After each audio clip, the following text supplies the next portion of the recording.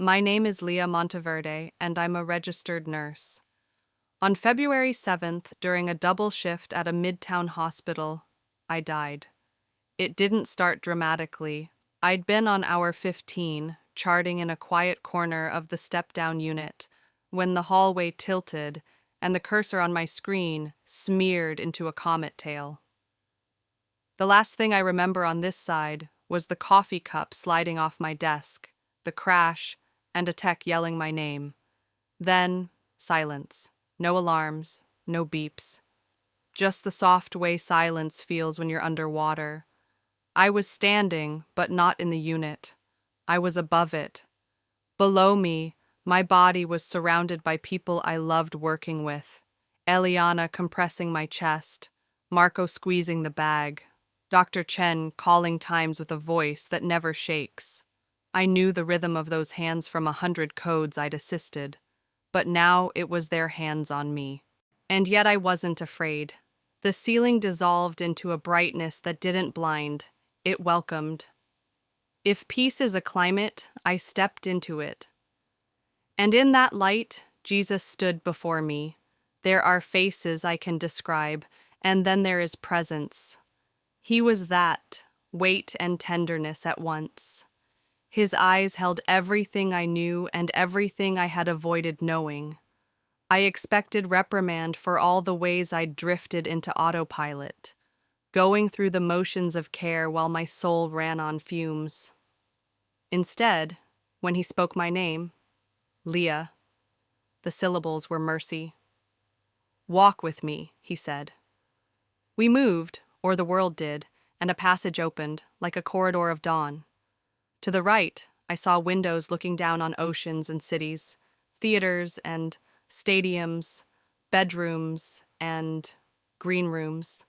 To the left, I felt the hush of a courtroom, but there were no benches, no gavel, only truth that needed no amplification. Without turning, he said, "What I show you is not for gossip. It is not for clout. It is to awaken love." The corridor widened into a kind of gallery, frames of living moments suspended in light.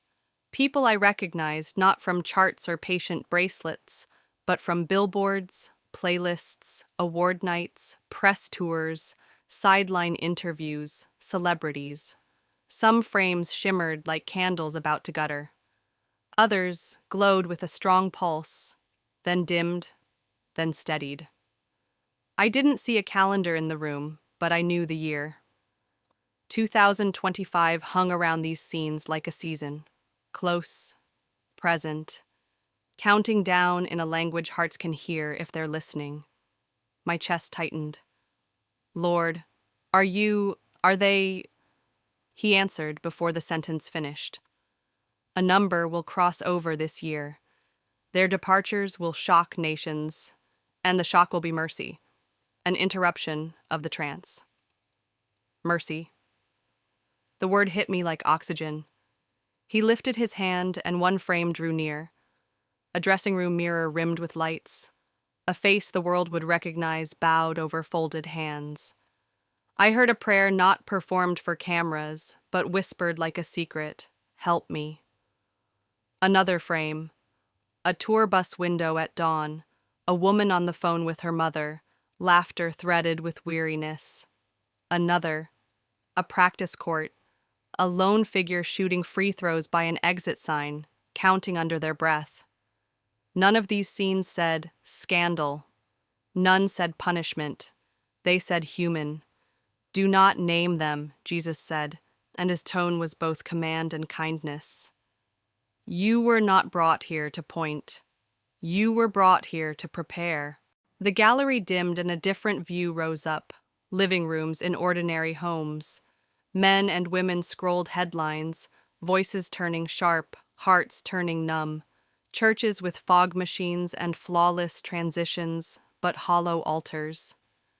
Comment sections that felt like bonfires with no warmth. He let me feel the ache beneath the noise, our ache for something real enough to stand on when the floor gives way. "When famous people die," he said, "everyone pauses." The pause can become a doorway if they turn. I will use the pause. Tell them not to fill it with arguing or superstition. Tell them to listen. I wanted to argue.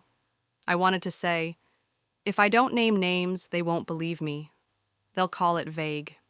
He smiled, the way good teachers smile when you already know the answer. Leah, naming names feeds curiosity. I am after their hearts. Speak what I give you, the why, not the who. The corridor faded back to light. For a moment, it was just us. The way I once stood in the NICU at 3 a.m., humming to a baby who wouldn't settle, me and a child and the hum. Only now I was the child, and he was the song. You will return, he said. You will tell them that 2025 will break idols gently and loudly at once. You will tell them I am not cruel. You will tell them I am calling. Below us, I felt hands on my sternum again. A voice I loved snapped from distant to close. We've got her. Wait, I said, astonished to hear my own voice. What do I do when they ask me for the list? He touched my shoulder, a warmth that set bone to right. Give them the invitation instead. Prepare a room for me. Turn off the noise. Forgive the debt. Call the friend. Open the Bible. Pray the honest prayer. He paused, and his eyes shone. And love the living while they are living.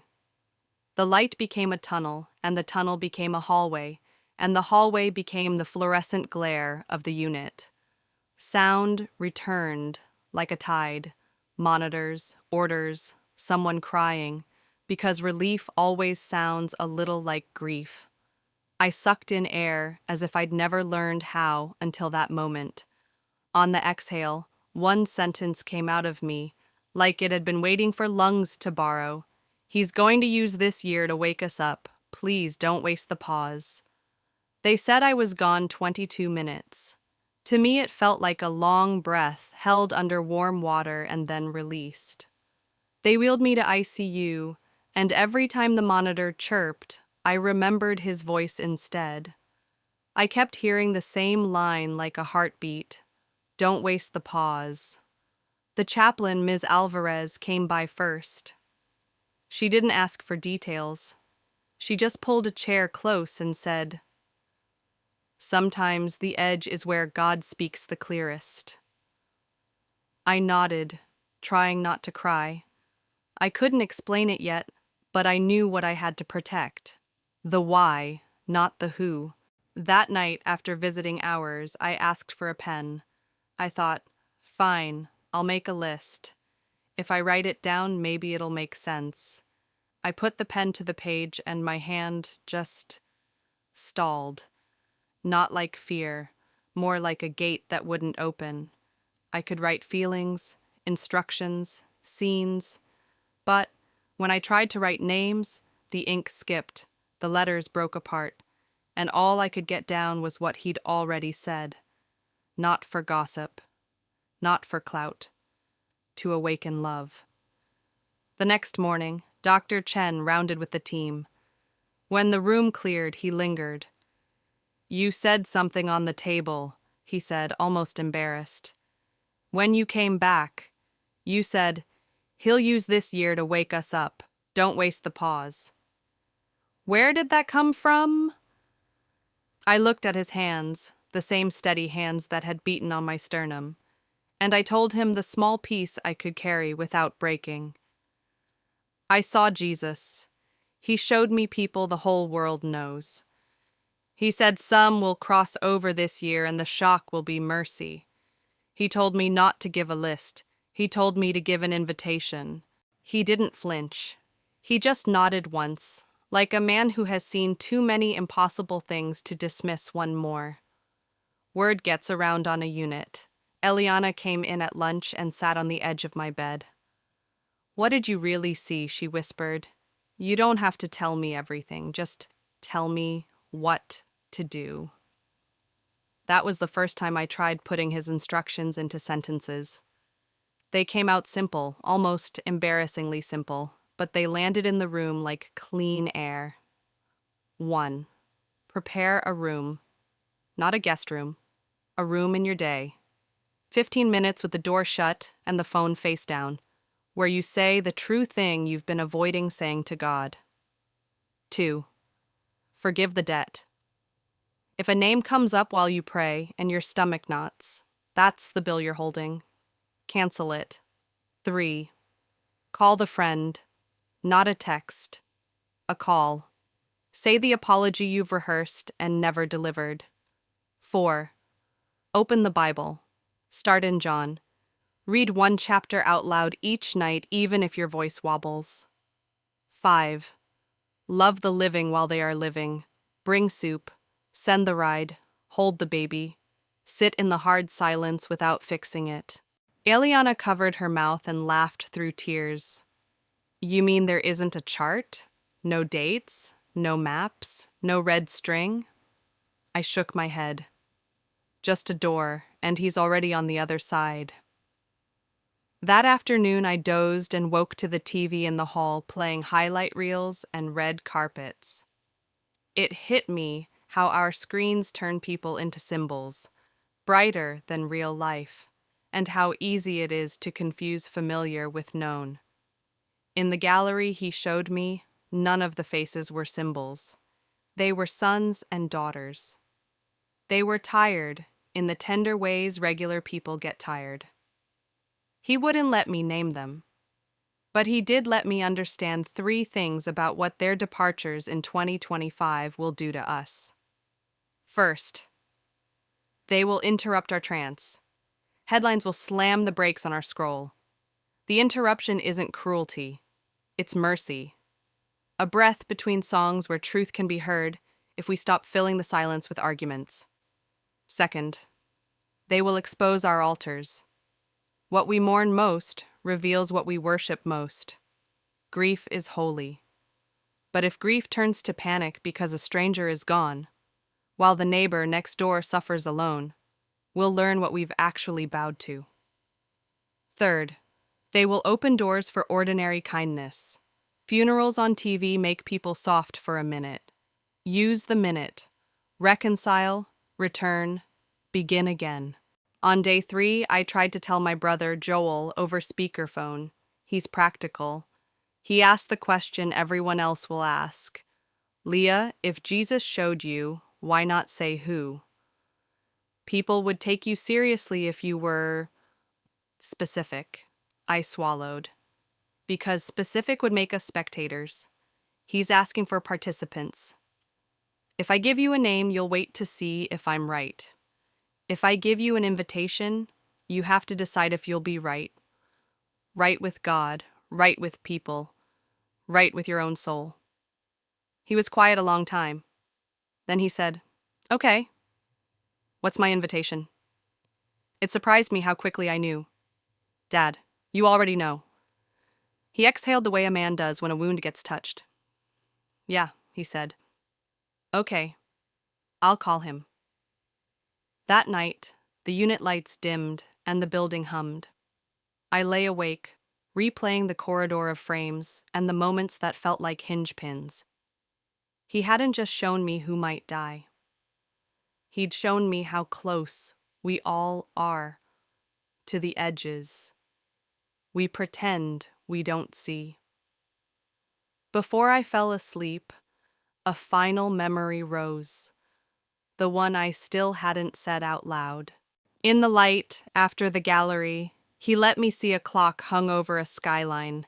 Its hands didn't point to hours. They pointed to habits. Every tick was a choice made in private. Prayer or scroll, confession or spin, mercy or scorekeeping. The hands didn't move to a date. They moved to a character. When the hands reached a line I couldn't quite read, the city went quiet. Not dark. Quiet. And then the pause widened like a doorway. That's when I understood the strange kindness inside all the shock. The pause is a door. The next part of this story is the part that still makes my palms sweat. The day I walked back into my life and tried to live like the door was real. When I did, something I didn't expect happened. And it started with someone I never thought would listen. I was discharged with a heart monitor, a stack of instructions, and a tremor I couldn't shake. Not in my hands, but in my will. It's one thing to come back with a word. It's another to live like it matters. 2 days later, I went back to the hospital, not as staff, but to bring Eliana lunch. The cafeteria was the same hum of trays and chatter. I stood in line, watching the TV in the corner rotate through headlines, and caught myself reaching for my phone out of habit. I stopped. Prepare a room. I slid the phone back into my coat and whispered a 10-second prayer I'd begun to lean on. Jesus, I'm listening. Are you the nurse? A voice asked behind me. I turned. Hoodie, cap, sunglasses. At first, just another visitor trying not to be noticed. Then my brain clicked. The kind of face you see on bus shelters and halftime spots. Not A-list famous, but familiar. The disguise made him look like a teenager trying to be invisible. I'm a nurse, I said carefully. No, he said, lowering his voice. The nurse, the one who coded. He tapped his chest twice like he was trying to knock on a locked door. I was on the cardiac floor last night. Somebody said you woke up saying something about a pause. I swallowed. I did. He glanced at the TV, then back at me. What does it mean? There it was, the door. Not the one people online kept demanding, give us the names, but the one I'd been told to offer. I motioned to a quiet table by the window. He sat. I did the simplest thing first. I told the truth without decorating it. I died, I said. I saw Jesus. He showed me that some people everyone recognizes will cross over this year. He said the shock would be mercy, one big pause in our noise, and he told me not to give a list but an invitation. He didn't flinch. He looked like a man who had been running and finally found a bench. What's the invitation? He asked. Make a room for God in your day. Shut the door, put the phone down, speak the real thing you've been avoiding. Forgive the debt you're holding. Call the person you've put off calling. Open the Gospel of John and read a chapter out loud. And love the living while they are living. His eyes went glassy. He laughed once, but it wasn't mocking. I thought you were about to hit me with the conspiracy chart. Me too, I said, but he wasn't after my curiosities. He was after my heart. He stared at the table a long time, then pushed his cap back an inch. My daughter's 9th birthday is next week. I've missed the last 2. Contracts, tours, excuses. I could be there. His jaw worked like he was chewing a hard truth. I just don't know how to start again. Start with the call, I said. Then show up, bring cake, sit on the floor. He nodded. I can do that. He stood, then hesitated. Will you, I don't know, pray? So we did. In a hospital cafeteria by a vending machine, a man with a stadium voice whispered, "Help me." And I learned again how short the distance is between a stranger and a son. When he left, I carried 2 lunches up to Eliana. We ate on the family hallway chairs with our knees touching the rolling table. I told her the bare bones of the conversation. She smiled like she'd been waiting to hear that the door works outside of sermons.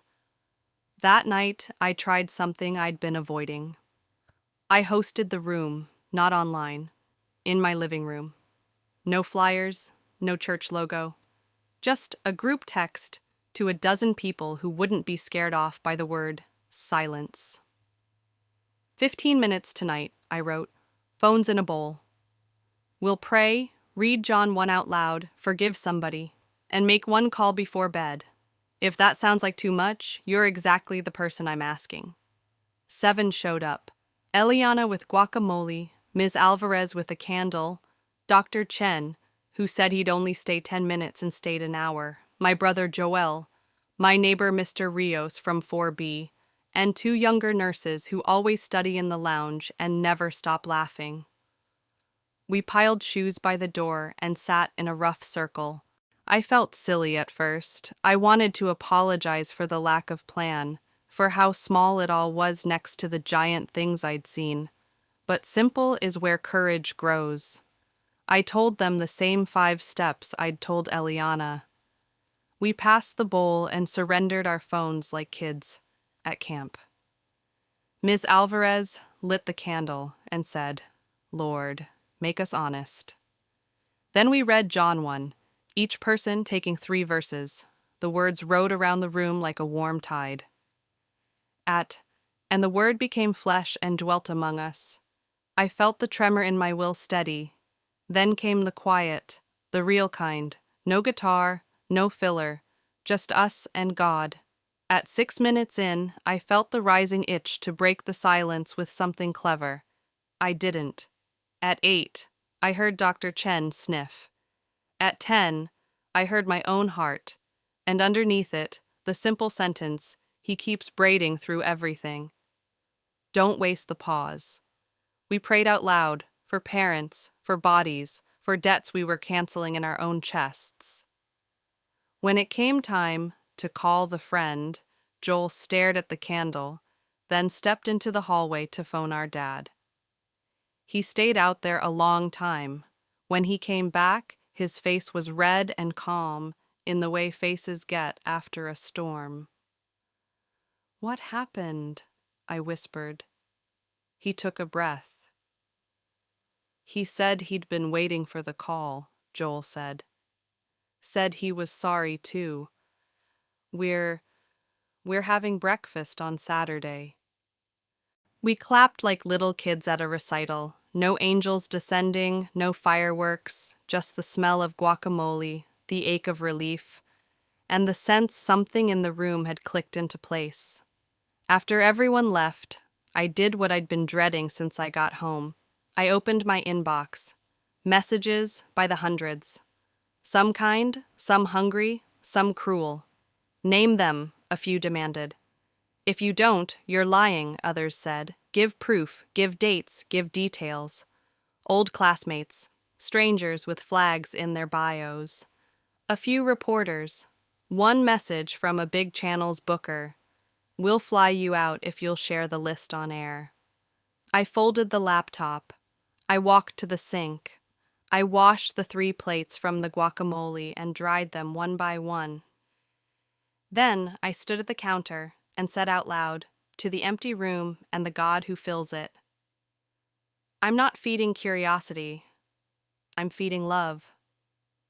The next morning, something happened that tested that promise. I woke to a push alert. Breaking, beloved entertainer hospitalized after sudden collapse. My stomach dropped. It wasn't one of the faces from the gallery. I wouldn't know that anyway. I'm not allowed to know like that. But the pause Jesus talked about fell across the city like a soft storm. The cafe TV was muted at work, but everyone stared. In the unit, even the clatter sounded respectful. The hallway gossip quieted for a minute. I felt the tug. Say you knew. Say you warned them. Be the person with the inside scoop. I went to the chapel instead. It's small. A handful of pews, a cross, a book of prayers no one really signs, and a window that looks at the sky like it's tired of the ceiling. I sat and let the silence rise around me. After a few minutes, Ms. Alvarez slipped into the pew behind me and put a hand on my shoulder. She didn't ask for names. She didn't make me justify the whole internet. She just said, "This is one of those minutes, isn't it?" The kind he called a door. "It is," I said. "Then open it," she whispered. So I did what I've been telling everyone else to do. I prayed the honest prayer. I forgave the debt I was holding against a person I wanted to impress. I asked for mercy for a family I don't know. And I asked for the courage to keep offering away when people keep demanding a list. When I came out, 2 of the night shifters were waiting in the hall, looking like kids caught in the wrong classroom. "We heard about, one said, gesturing vaguely toward the sky. "We're not church people, but can we come to the room?" "Yes," I said. "Tonight." 7. That evening, 18 people crammed into my living room, scrubs and hoodies and a neighbor from 5C who brought cookies, and Mr. Rios with his little radio turned off for once. We passed the bowl of phones. We read John 2, the wedding, the empty jars, the water becoming wine. When we got to do whatever he tells you, we all felt it like a nudge. We sat in quiet and let the pause become a door again. After people made calls in the hallway, in the stairwell, on the curb outside. A man I'd only seen cuss at vending machines hugged his sister on FaceTime. A med student cried in the bathroom and came out smiling in a way I believed. Eliana wrote, "Cancel the bill," on a sticky note and pressed it into her wallet, like a vow. No fireworks, no list. Just a room, a candle, a chapter, and a God who keeps turning water into something stronger. On my way to bed, I heard the news update from a neighbor's TV through the thin wall. Condition critical. The city inhaled. I stood by my window and asked Jesus, "What do I say if the worst comes?" His answer felt like a hand steadying a trembling cup. "Say what I told you from the start. The shock will be mercy. Don't waste the pause. Love the living while they are living." I slept, finally, and dreamed a simple dream. A door opening on a quiet room, and people stepping through one by one. No names on the frame, just the word, "Welcome." The bell rang at 7:06 a.m. I was still in pajamas, hair in a knot, coffee halfway to my mouth. The city outside felt like it was walking on tiptoe. The news had shifted overnight from critical to uncertain, and you could hear it in the hush of the hallway. I opened the door, Captain hoodie, sunglasses. The same man from the cafeteria. This time he wasn't alone. A woman stood beside him, mid-40s maybe, eyes steady, clipboard under her arm. Manager energy.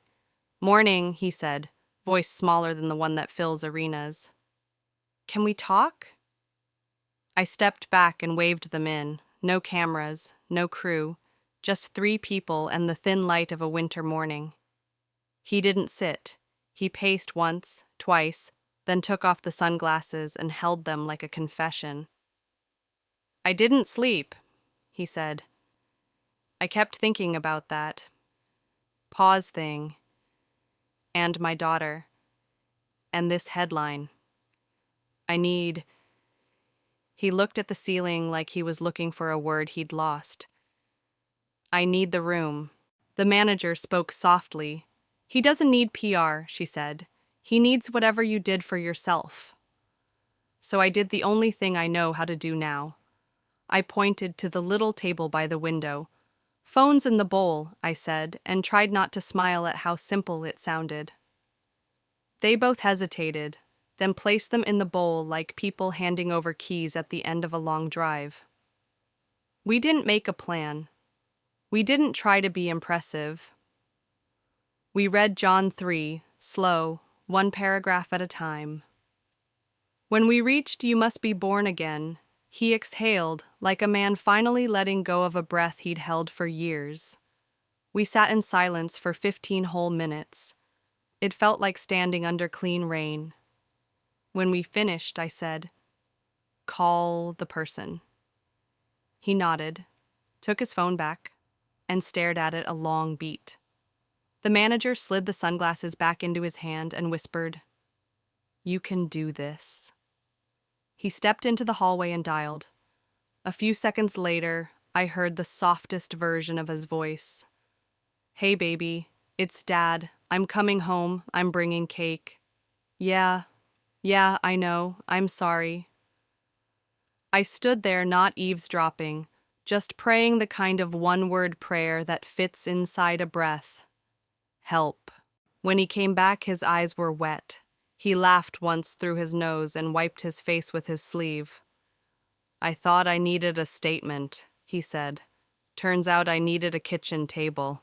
He reached for his phone again and then stopped himself. "What about the list?" His eyes searched mine. "People are going to ask you. They're going to ask me. They already are." I shook my head. I can't give what he didn't give. No list, only the invitation. The manager nodded like someone who carries heavy things for a living. "We can say that," she said. "We can say it exactly like that?" They left with paper plates wrapped around 2 slices of banana bread and a promise to set aside 15 minutes every night.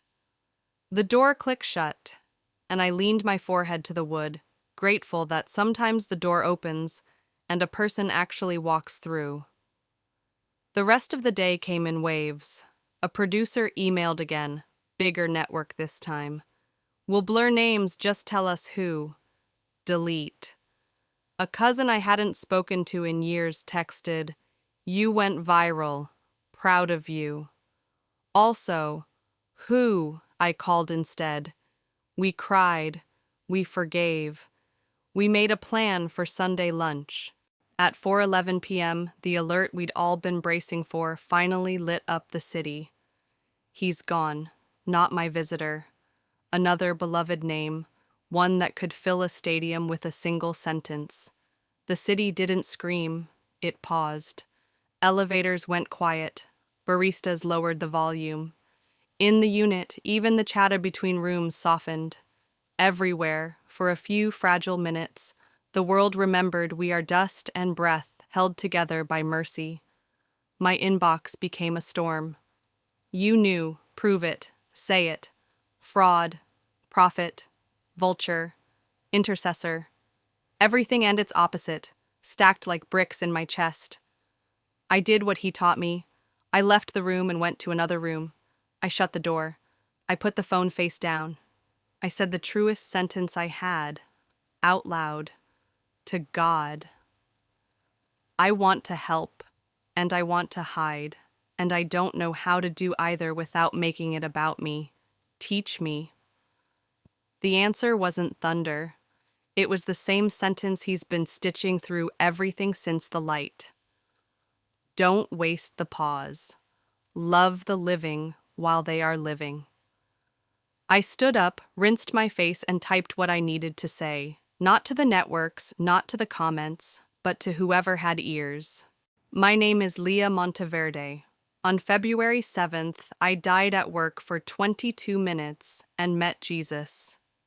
He did not give me a list. He gave me an invitation. 2025 will break idols gently and loudly at once. The shock is mercy. Please don't spend it arguing. Spend it returning. Make a room for God. Forgive the debt. Call the friend. Read John out loud. Love the living while they are living. If you're waiting for me to name names, I can't. If you're waiting for permission to come home, you already have it. I hit post and turned the phone over again. That night the room was full. Not because I promoted it, but because grief has a way of finding the door when you prop it open. Scrubs, suits, hoodies, a woman from 7F who brought her mother's rosary, a teenager who came with his aunt and didn't pretend he wanted to be there. We read John 4, a woman at a well, a tired savior, living water. The words felt like they knew the way around our defenses. We canceled debts out loud, small ones, old ones, the kind that rot a heart from the inside. We made calls, we cried in the kitchen and laughed on the hallway floor. No list, no spectacle, Just a circle of ordinary people choosing to be ready before the next headline arrives. Near the end, Mr. Rios cleared his throat. "I think I understand," he said, fingers worrying his cap. "The pause is not a punishment." "No," I said. "It's a door." He nodded. "Then let's keep it open." So here's the door, as wide as I can make it with the small life I have. Prepare a room for God. 15 minutes, phone face down, truth out loud. Forgive the debt you've been carrying. Call the person you keep postponing. Open John and let the word be a person again, not just a page. Love the living while they are living. If this finds you on a day when the city is quiet because someone famous is gone, don't rush to fill the silence. Let it work. Let it peel back the layers. Let it point you home. And if this finds you on an ordinary Tuesday, even better. You don't need a headline to step through a door. I was a nurse who died and came back with less information than people wanted and more mercy than I knew what to do with. I can't give you a list. I can give you my life. I can keep a light on. I can hold the room. Don't waste the pause. I'll be here tonight at 7 with a candle and a bowl for phones, reading the next chapter, praying the honest prayer, and making the call. You're welcome to come wherever you are, by doing the same where you live. If this helped you, share it with 2 people you love, and tell them you're making a room tonight. Then tell me in the comments, "I'm not wasting the pause. I'll be praying over every single one."